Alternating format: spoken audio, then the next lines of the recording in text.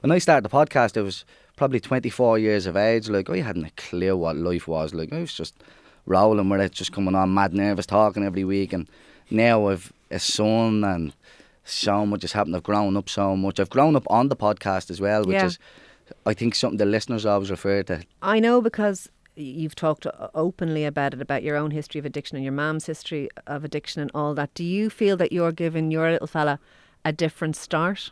Yeah, of course, yeah. Like, I know exactly what not to do to give him the best chance at life, if that makes sense. Yeah. Obviously, I could have took a different route in life myself, and I did for a while. Like, I fell into addiction myself, but thankfully I was able to come out the other side of it and sort my life out. And I know what it's like to be down and out, and I know now what I need to do to give him the best chance at life, you know. And I've experienced that as a kid. Like, do you feel very proud that you've managed to turn it around so that you are in a position to do that? Because I think you should.